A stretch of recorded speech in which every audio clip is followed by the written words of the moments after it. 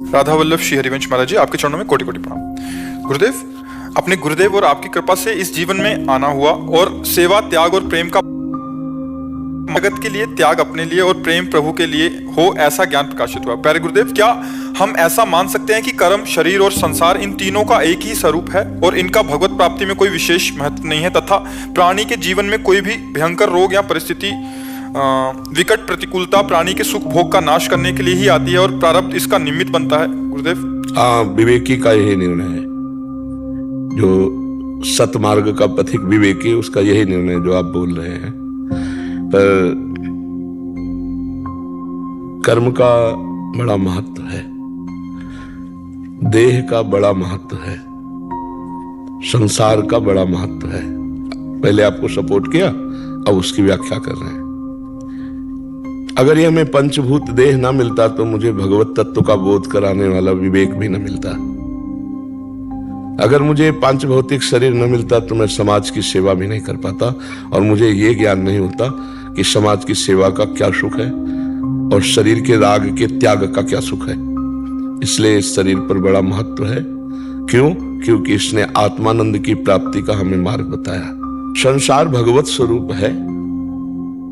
ये हम जब अपने सुख का त्याग करके और इनके सुख की भावना करके भगवत चिंतन किया तो जो शुद्ध ज्ञान प्रकट हुआ, बहु नाम जन्म नाम अंते ज्ञानवान माम प्रपद्यते वासुदेवा सर्वमिति समात्मा सुदुर्लभा।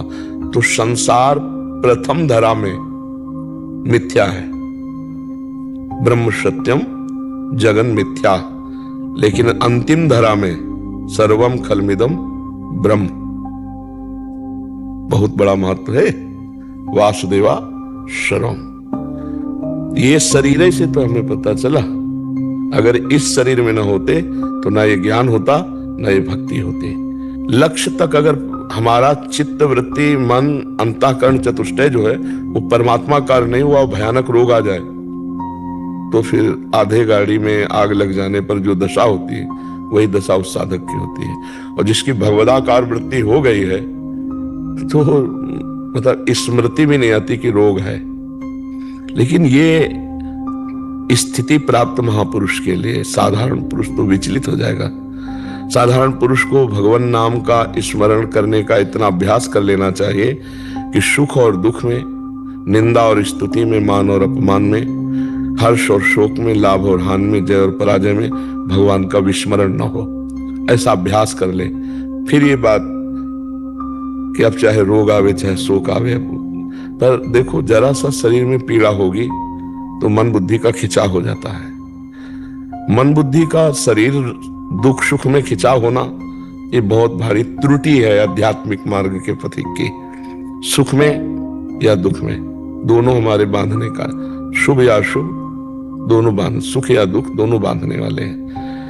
तो प्रथम धरा में बहुत उत्तम बात है कि संसार की सेवा और शरीर के राग का त्याग और स्वरूप में प्रीति या भगवान में प्रीति। शरीर का कोई महत्व नहीं है, यही हमको शरीर के राग की स्थिति प्रदान करता है। पर शरीर का महत्व है, ये भी ब्रह्म स्वरूप है, इसके बाद की बात है।